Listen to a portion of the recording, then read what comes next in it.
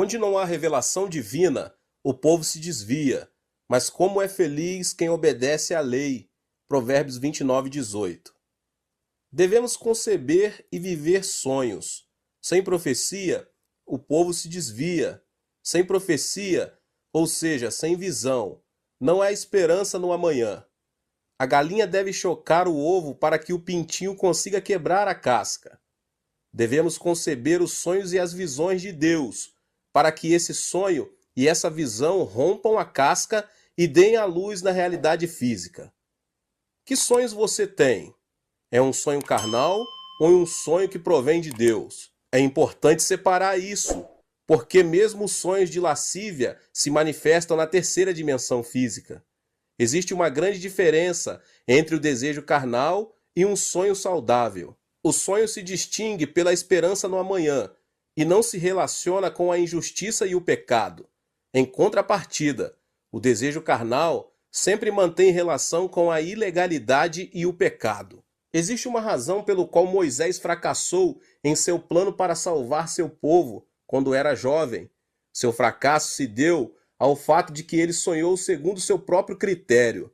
Por mais que um sonho seja bom ou agradável, se ele não provém de Deus, não é mais que uma ambição humana. Abraão e José superaram a dificuldade porque sonharam juntamente com Deus. Existe um sonho que provém de Deus, que recebemos por meio da comunhão com Ele. Deus nos faz sonhar por intermédio da Bíblia, do Espírito Santo, da pregação ou em um momento de oração. O sonho de Deus é imenso em comparação com o sonho do homem. Moisés sonhou com a libertação de seu povo. No entanto, Deus sonhou com a exaltação de Israel entre as nações, como uma nação sacerdotal. Deus disse a Moisés: "Vocês serão para mim um reino de sacerdotes e uma nação santa." Essas são as palavras que você dirá aos israelitas. Êxodo 19:6. Assim, o sonho de Deus é maior e mais amplo. É por essa razão que devemos sonhar os sonhos ilimitados de Deus e devemos agarrar-nos a esse sonho por toda a vida, como José fez. É aí que o sonho de Deus nos faz superar qualquer tipo de circunstâncias e obstáculos. O sonho que provém de Deus pertence à quarta dimensão. É o sonho que domina e se manifesta na terceira dimensão. Eu o convido agora a avaliar o sonho que você guarda em sua quarta dimensão e modificar seu sonho da seguinte forma. Primeiramente, espere coisas grandes e ocultas. O sonho que provém de Deus pertence à quarta dimensão. É o sonho que domina e se manifesta na terceira dimensão. Eu o convido a avaliar o sonho que você guarda em sua quarta dimensão e o modificar seu sonho da seguinte forma. Espere coisas grandes e ocultas de Deus. Sonhe com coisas grandes e ocultas que Deus tem preparado para você. Não sonhe que seu caminho é como estar à beira de um abismo. Espere no sonho de Deus. Existem momentos em que nos encontramos à beira de um abismo e parece que é impossível sair do problema com nossas próprias forças. Mas a Bíblia afirma que nada é impossível para Deus. Deus nos diz que há esperança quando pensamos que tudo é desesperança. Deus opera coisas grandes e ocultas que nós não conhecemos. Nosso dever é crer, confiar e seguir Deus incondicionalmente, pois essa é a atitude que agrada a Deus.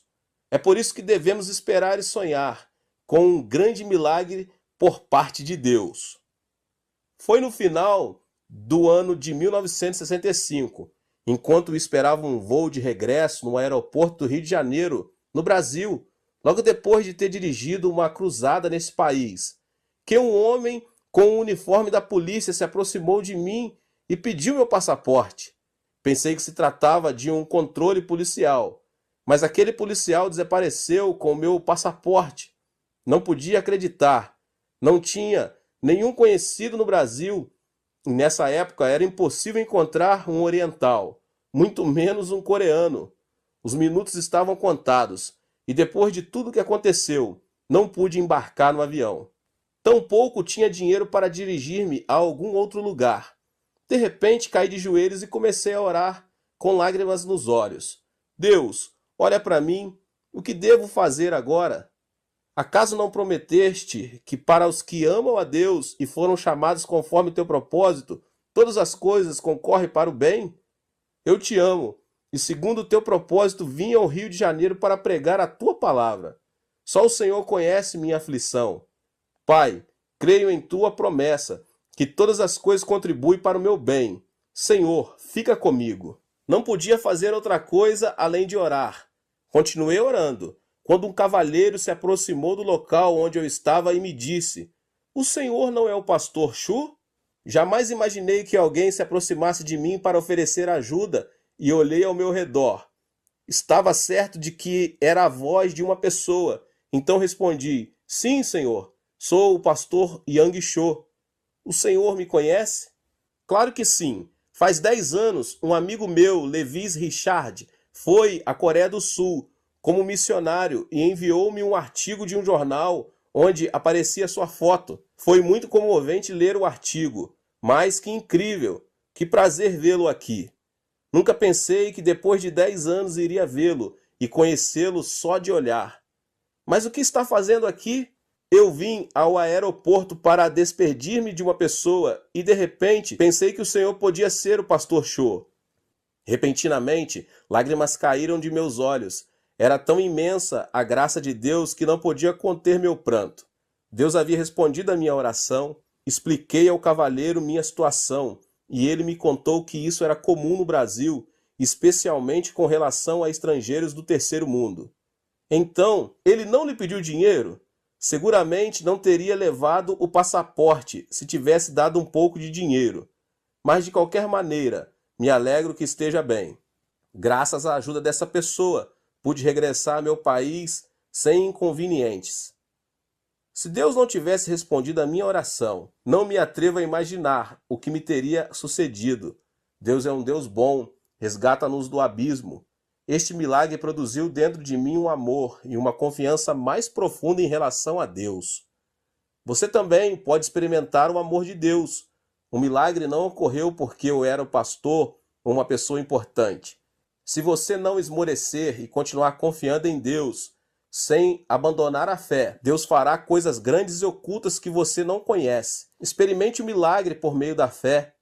O Êxodo é um excelente exemplo para compreender quão grande e perfeito é o amor de Deus. Deus liberou o povo de Israel dos 430 anos da escravidão do Egito por meio da liderança de Moisés. Mas uma primeira muralha impedia o êxodo. O Mar Vermelho aguardava a chegada dos israelitas. Atrás, os soldados do exército de Faraó vinham com carros dispostos a matá-los. Era uma situação em que não havia nenhuma opção. Adiante, um grande mar. Atrás, todo um exército armado. Entre o povo se levantavam vozes de murmuração. O povo de Israel clamava, dizendo que não restava outra coisa senão morrer. E todos começaram a murmurar contra Moisés. Foi nesse momento que Deus disse a Moisés: Não tenham medo, fiquem firmes e vejam o livramento que o Senhor lhes trará hoje. Erga a sua vara e estenda a sua mão sobre o mar, e as águas se dividirão. Deus não havia abandonado o seu povo. Quem pensou que o povo cruzaria o Mar Vermelho? O próprio povo não imaginava isso, tampouco o faraó. Deus tem coisas grandes e ocultas preparadas que com sabedoria humana é impossível discernir. O Mar Vermelho se dividiu em dois quando Moisés ergueu a vara sobre ele. O povo de Israel se arrependeu de ter ofendido a Deus, voltou a agarrar suas mãos de poder e conseguiu cruzar o mar com êxito. No afã de alcançar seus escravos, os egípcios também tentaram atravessá-lo. Mas algo incrível aconteceu. As águas se fecharam sobre os egípcios, sobre seus carros e sobre seus cavalos.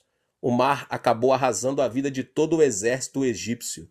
A divisão do Mar Vermelho não foi um fenômeno natural. Por meio dele, Deus mostrou a seu povo aquelas grandes coisas e ocultas que tinha preparado para ele. Deus não muda e está conosco hoje, sustentando-nos com sua mão de poder. 1 aos Coríntios 2,9 diz: Todavia, como está escrito, olho nenhum viu, ouvido nenhum ouviu, mente alguma imaginou que Deus preparou para aqueles que o amam. Sonhe e tenha esperança e creia que o amor e a bênção que Deus preparou para cada um de nós são maravilhosos. Algo grandioso acontecerá em sua vida. Deus criou o homem no último dia da criação, como coroa da criação. Criou primeiro todas as coisas e depois Adão e Eva, a quem outorgou o poder de dominar e subjugar a terra. Note que primeiro Deus criou todo o necessário para que o homem, pelo amor de Deus, habitasse a terra. O mesmo Deus que preparou a criação para Adão e Eva pudessem habitar a terra, preparou nossa vida para que em Cristo Jesus experimentemos o novo nascimento. Deus predestinou nossa salvação antes da criação do mundo. Não que tenhamos pecado por acaso, e por acaso se abriu um caminho para a nossa salvação. A cruz de Jesus Cristo era um evento pré-determinado para redimir nossos pecados. Gênesis 3,15 diz: porém inimizade entre você e a mulher, entre sua descendência e o descendente dela. Este lhe ferirá a cabeça, e você lhe ferirá o calcanhar. Esta palavra implicava muitos eventos que ocorreriam no futuro. É importante saber que a cruz de Jesus não foi uma casualidade, mas sim um plano pré-determinado. O Senhor veio à terra em carne, nasceu do ventre da Virgem Maria, o que indica que Jesus, semente da mulher, iria converter-se no inimigo do diabo. Ou seja, Deus havia antecipado o plano da salvação por meio de Jesus Cristo, antes do momento da queda de Adão e Eva. 600 anos antes de Cristo, o profeta Isaías profetizou que Cristo morreria crucificado. Isaías 53, 4 e 5 diz: certamente ele tomou sobre si as nossas enfermidades, sobre si levou as nossas doenças. Contudo, nós o consideramos castigado por Deus atingido e afligido, mas ele foi transpassado por causa de nossas transgressões, foi esmagado por causa de nossas iniquidades. E o castigo que nos trouxe a paz estava sobre ele, e pelas suas pisaduras fomos curados. Esta passagem da Bíblia nos revela quão determinado estava o plano da salvação, a razão pela qual podemos ser salvos, por meio da fé em Jesus Cristo, deve-se ao fato de que o Senhor preparou o caminho para a salvação. Foi-nos revelado o segredo de que, por meio da fé em Jesus Cristo, recebemos o perdão dos pecados, justificação e salvação.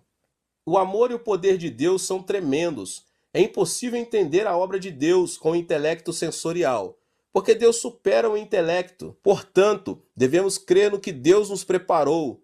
Não devemos cambalear em nenhuma circunstância, mas sim crer que Deus predeterminou tudo. A solução não se encontra em nossas mãos, mas nas mãos de Deus. Recorde o que a Bíblia diz em Jeremias 33, 2 e 3. Assim diz o Senhor que fez a terra, o Senhor que a formou e a firmou. Seu nome é Senhor.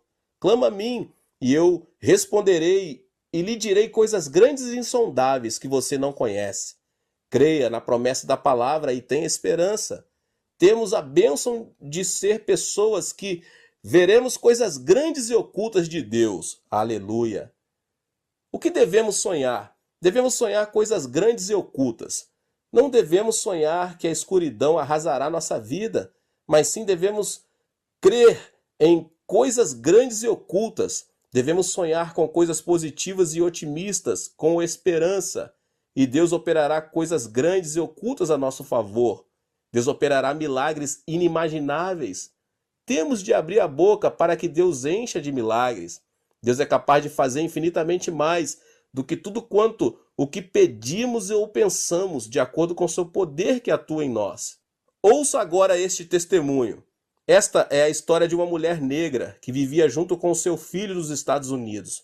Assim que se divorciou do marido, essa mulher mal conseguia sobreviver. No entanto, seu filho insistia dizendo: mamãe, compre o gato para mim, compre. O problema é que a mãe não tinha dinheiro suficiente para comprar um gato, e as palavras do filho feriram seu coração. Todos os meus amigos têm cães e gatos. Por que não me compram um gato, hein? Carinhosamente a mulher disse ao filho: filho, vamos orar ao nosso Deus bondoso, Pai. Está bem? Deus lhe proverá um gato. Ela tomou a mão do filho e começou a orar. Pai, tu conheces nossa situação. Dá-nos um gato. não temos dinheiro suficiente para comprar um gato. Deus Pai, suplico-te de todo o meu coração, tem misericórdia de nós, em nome de Jesus, amém. Assim que terminara a oração, o filho perguntou: Deus nos dará mesmo um gato? Sim, querido, nada é impossível para Deus. Um gato não será nada difícil para ele. Esperemos o gato e continuemos orando. Deus ouve nossas orações, esperemos e sonhamos. A mulher continuou orando junto com o filho. Era de tarde e o sol ardia. A mulher tecia no jardim enquanto o menino brincava com um aviãozinho de papel.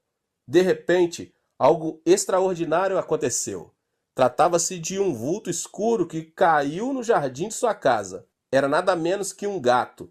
Tanto a mulher como seu filho ficaram petrificados. Um gato havia caído do céu. Eles começaram a pular e a soltar gritos de júbilo. Deus havia respondido à sua oração. Esse relato foi difundido em todo o país por meio dos jornais e da televisão, em um artigo que se intitulava Um Gato Caído do Céu. Dias depois, alguém veio vê-los e disse que era dono do gato. Era incrível. Por acaso ele era o dono do gato caído do céu? Seu argumento: era um vizinho que vivia a 800 metros deles e não via seu gato desde que este tinha subido em cima de uma árvore. Sua explicação era que, por mais que tivesse tentado, não pudera fazê-lo descer. No final, quando o vizinho resolveu inclinar a árvore para alcançar o gato, não conseguiu segurá-la e soltou-a. Como consequência, o gato voou e caiu a 800 metros no jardim da casa dessa mulher negra. E o homem continuou insistindo em que devolvessem o gato. No entanto, nem a mulher nem seu filho quiseram devolvê-lo. Disseram que se tratava de um presente de Deus. No fim, o caso foi levado a juiz. Agentes profissionais do tribunal realizaram um estudo do caso. Puseram um gato artificial naquela árvore da qual, insistiu o vizinho, o gato voara. No entanto, o gato não voara por mais de 20 ou 30 metros. A conclusão a que chegaram os agentes foi que o gato não poderia voar os 800 metros. A sentença do tribunal foi: esse gato é um presente de Deus. É uma história pouco comum, mas Deus é um Deus que torna essas coisas possíveis. Sonhe com algo inimaginável. Os grandes e os pequenos sonhos formarão sua vida. Deus quer que esperemos e sonhemos com grandes milagres. É aí que esses sonhos se convertem em nossos sonhos. Devemos ter a convicção de que Deus preparou algo maravilhoso para a nossa vida.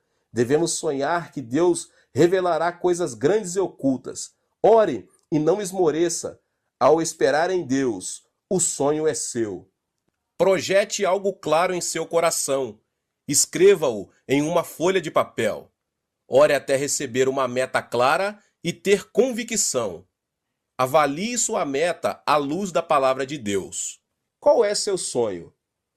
Convido-o a escrever seu sonho em um papel. Leia-o e leia-o todos os dias, pois verá como seu sonho se faz realidade. É muito importante que possa visualizar a realidade do sonho como uma realidade já estabelecida, pois isso será de fato o que obterá. Espere e creia que seu sonho já é uma realidade palpável. Em certa ocasião, dirigi uma conferência sobre crescimento da igreja na Austrália. A atitude dos pastores australianos era negativa, ainda que garantisse que o crescimento da igreja era possível, mas na Coreia do Sul e nos Estados Unidos, e não na Austrália. Seu argumento era que os australianos não iam à igreja porque amavam o esporte e o tempo livre. No último dia da conferência, dei uma sugestão. Preparem um lápis e um papel e escrevam a meta da igreja a ser alcançada no final de 2 anos. Escrevam o número de pessoas da congregação que desejam ter nesse tempo. Todos começaram a escrever seus sonhos. 50 membros mais em 2 anos. 100 membros, 300, 500 membros, enfim, o número era bastante variado. Continuei. Colhem essa folha no escritório de sua igreja. Cada um observe, ore e visualize a realização desse sonho. o Espírito Santo operará um grande milagre. Após 2 anos, visitei novamente a Austrália. Nessa ocasião, o presidente das Assembleias de Deus desse país, com lágrimas em seus olhos, disse-me: Pastor, fazia 10 anos que minha igreja não crescia, mas sonhei, orei e alcançamos 100% de crescimento nesses 2 anos. Não só a minha igreja, mas todas as igrejas da Austrália estão crescendo. Era um testemunho vivo de alguém que se atreveu a sonhar e a orar. Graças ao princípio da visualização, uma das igrejas da Austrália cresceu a ponto de que o número de membros chegou a milhares. Sonho em implantar no mínimo 500 igrejas em toda a Coreia do Sul. Visualizo de dia e de noite, porque sei que tenho uma meta e um plano específico a alcançar. Também tenho o sonho de dirigir cruzadas de multidões em todo o mundo. É um desejo de pregar o evangelho a todas as nações do mundo. Eu me levanto, eu me deito e vivo com o sonho. A visualização do sonho produz fé e a obra do Espírito Santo. Devemos conceber o sonho de Deus, porque o sonho de hoje se tornará a orientação que criará o futuro. Conheci um pastor chamado Cabré em uma viagem missionária na América do Sul. O pastor Cabré testemunhou-me as grandes obras que Deus estava fazendo em sua vida. Uma mulher tinha vindo receber oração junto com seu filho, que não tinha uma orelha. O pastor Cabré, visualizando o menino com uma formosa orelha, começou a orar com muito fervor. Depois de pouco tempo, uma espécie de nódulo começou a formar-se na parte onde o pastor impôs as mãos. Ele continuou orando para que Deus criasse uma formosa orelha. E ensinou a mãe do menino a dizer: olhe, que linda orelha você tem. O pastor disse a ela que acariciasse o menino, visualizando a orelha. Mas nada acontecia. O pastor voltou a orar pelo menino, visualizando uma formosa orelha. Quando abriu os olhos, não podia crer no que via. O tamanho do nódulo aumentara na forma de um leque. Era um milagre de Deus. O que você desenhar hoje na fé, com a ajuda do Espírito Santo, é o que obterá no dia de amanhã. A meta do sonho da 4ª dimensão deve ser específica, porque a realidade física da 3ª dimensão não é abstrata, mas uma dimensão específica. Estabeleça e visualize a meta. Você também deve orar até obter uma meta clara e determinada. O jejum serve para clarear nossa 4ª dimensão, ou seja, para definir mais especificamente nossos sonhos. É por meio do jejum que conseguimos abandonar o ego que diz: posso fazer tudo, e voltar-se para Deus a fim de ser transformados. A mudança da 4ª dimensão ocorre quando há uma mudança em nós mesmos e quando reconhecemos detalhadamente o sonho que Deus tem para nós.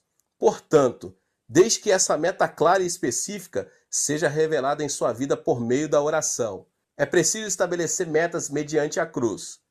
Todo atleta, todo chefe de família, todo paciente tem uma meta a alcançar.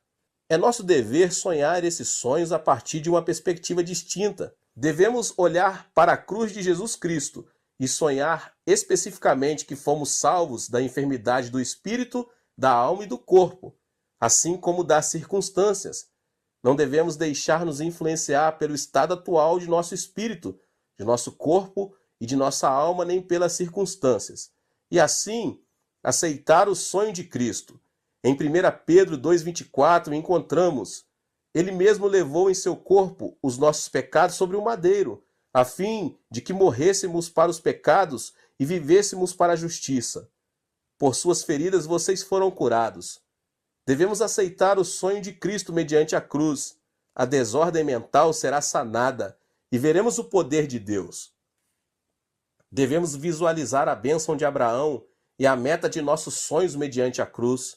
É preciso desfazer a desordem mental da maldição e da pobreza e aceitar a bênção e a prosperidade de Abraão que há em Cristo, pois é esse o sonho que Cristo tem para nós. Gálatas 3,13 diz: Cristo nos redimiu da maldição da lei, quando se tornou maldição em nosso lugar, pois está escrito: maldito todo aquele que for pendurado no madeiro.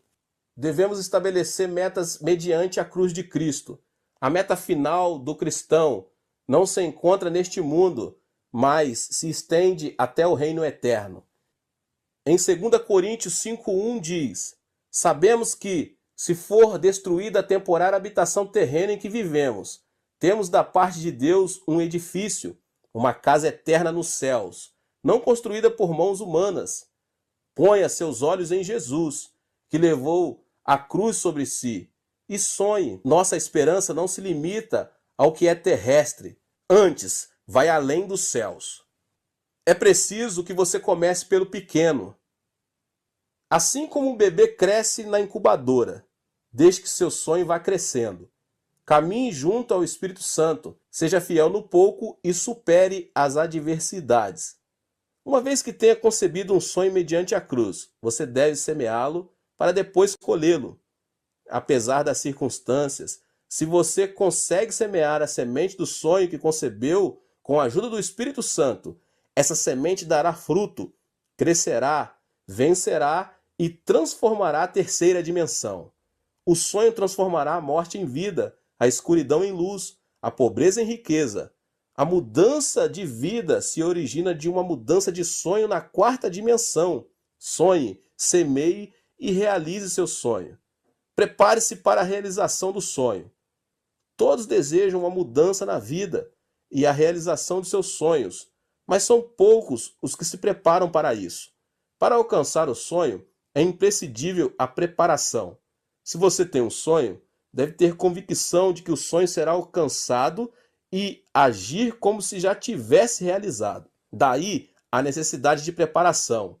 Para aquele que não se prepara, seu sonho continuará sendo um sonho e será difícil alcançá-lo.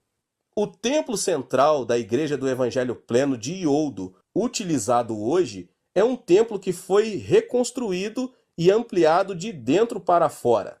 Ao ver que minha igreja apresentava um crescimento explosivo, fiz um plano de construção de um complexo ao redor de um templo central, o departamento de educação, 2 centros para as missões e um edifício para o jornal diário. Também senti que devia reconstruir o complexo do Monte da Oração, porque sabia que muita gente necessitava de ter uma comunhão mais íntima com Deus em um lugar isolado da cidade, mas só contava com $2.000 no bolso. O custo aproximado da construção era de $2 milhões, mas Deus proveu todos os recursos.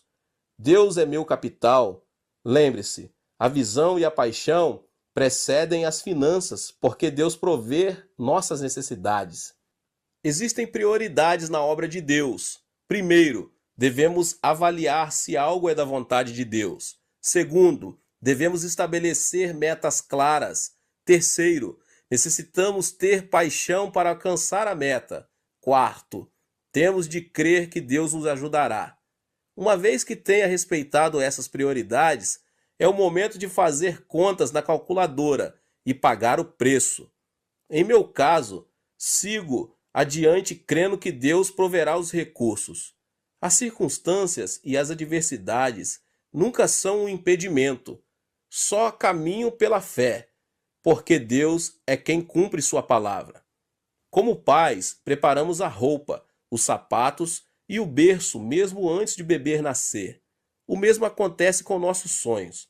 Uma vez que tenha concebido o sonho, você deve se preparar para as alternativas reais e saber que prosseguirá pelo poder do Espírito Santo, pois essa é a única forma de conceber um sonho. Um sonho não é algo que se cumpre, e sim algo que nasce.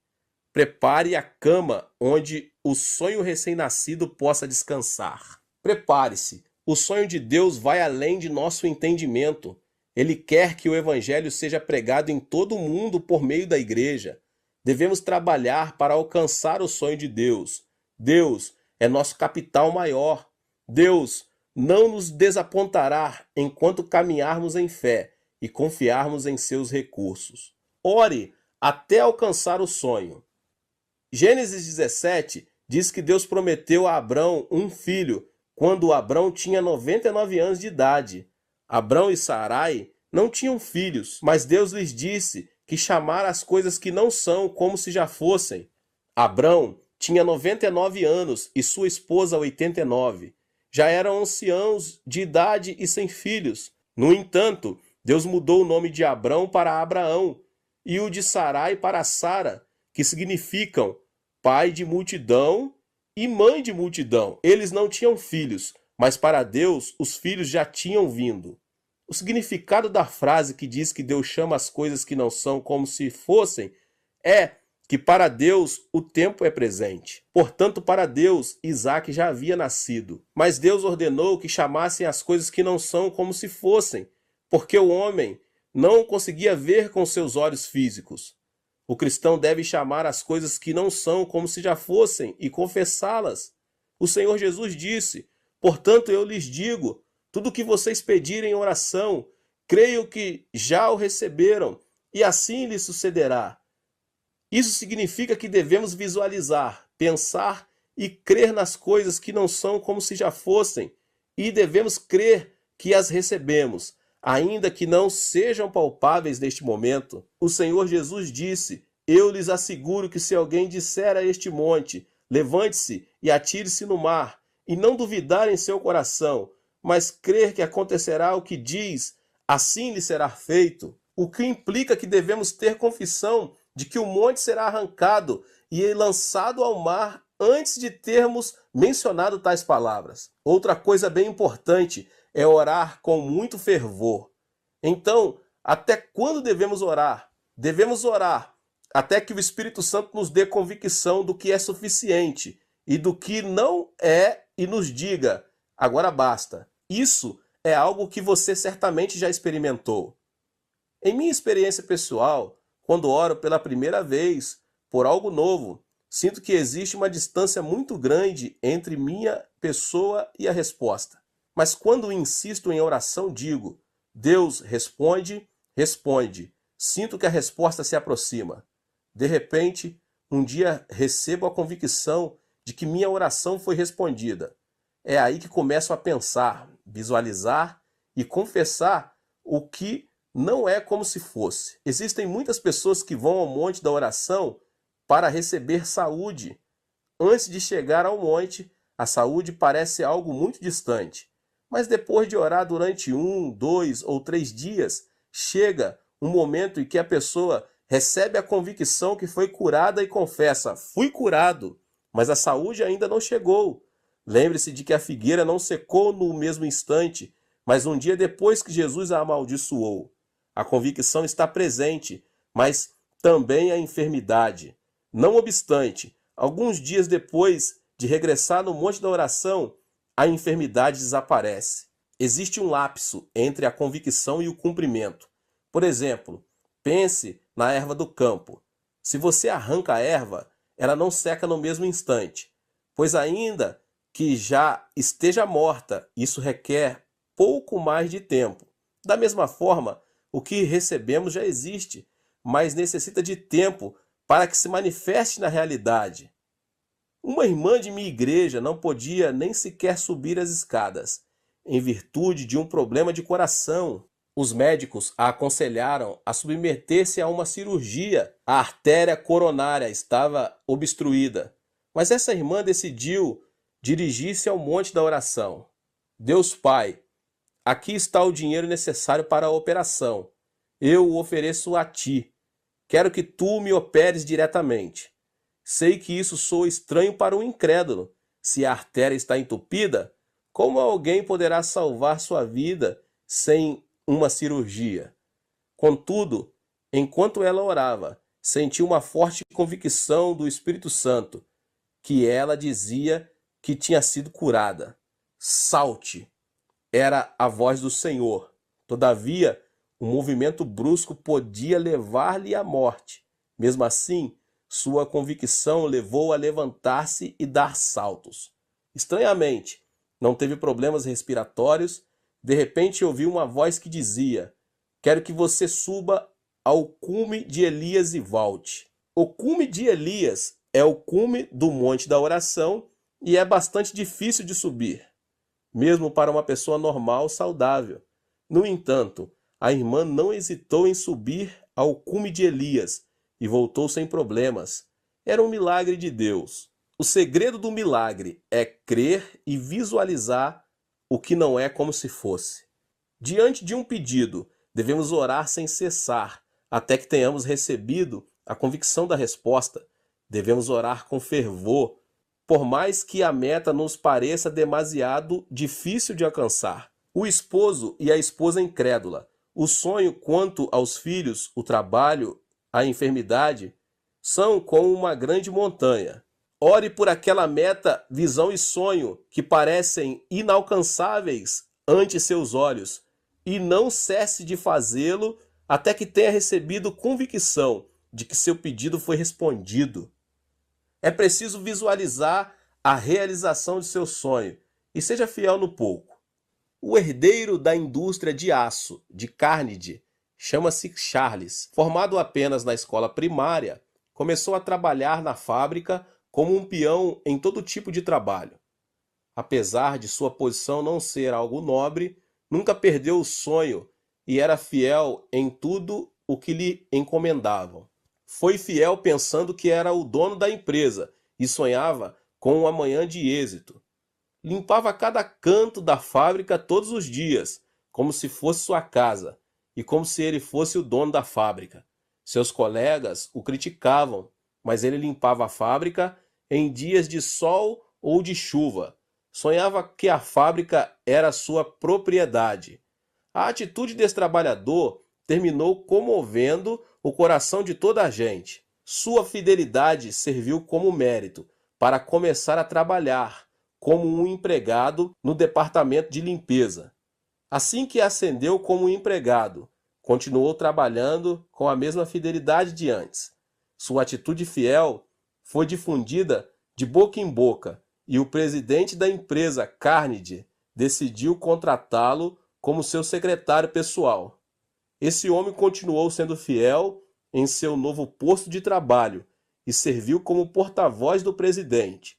Sua filosofia de trabalho era: sou o dono da empresa, portanto devo trabalhar com a mentalidade de que se alguém me obriga a levar uma carga por 1 milha, devo ir com ele 2 milhas.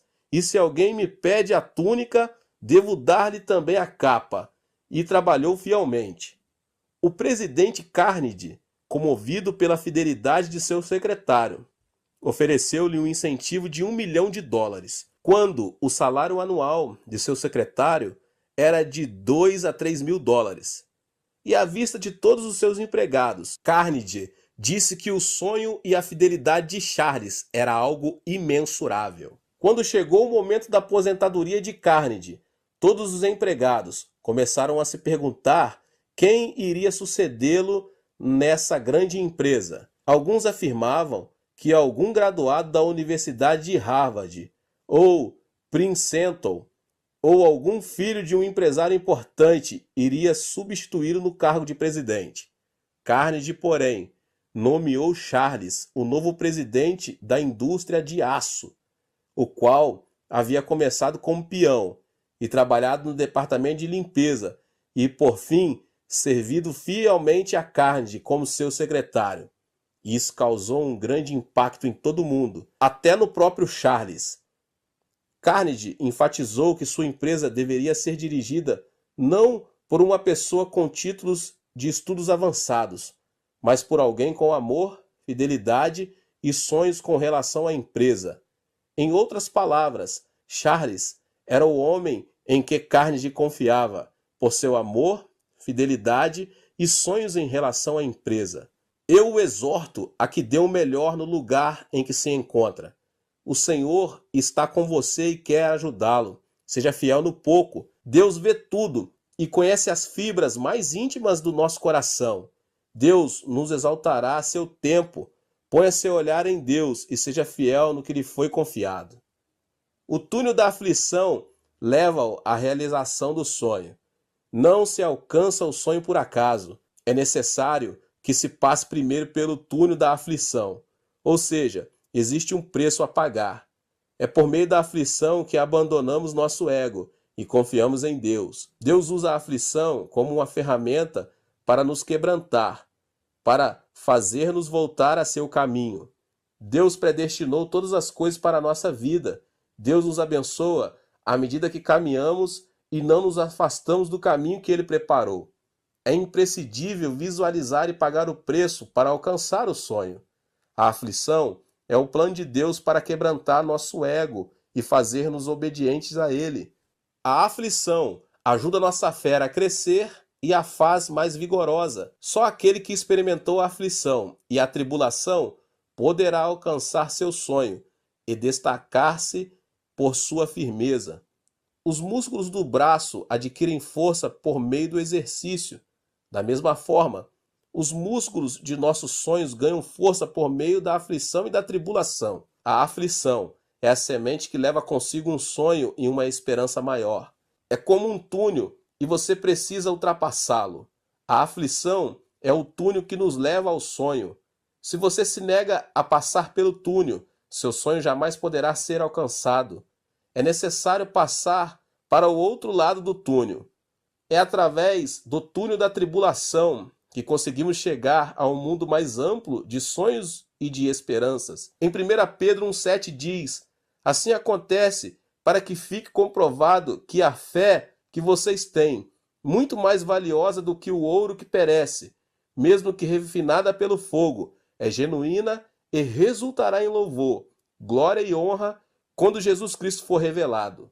A aflição é como um prato de comida que se encontra sobre uma mesa chamada sonhos, porque o sonho tem um preço. É necessário comer a aflição para alcançar o sonho. O sonhador recupera as forças ao alimentar-se da aflição, para seguir adiante. Para quem sonha, a aflição e a tribulação não significam nada, porque quem sonha sabe que a aflição é a parte do processo para chegar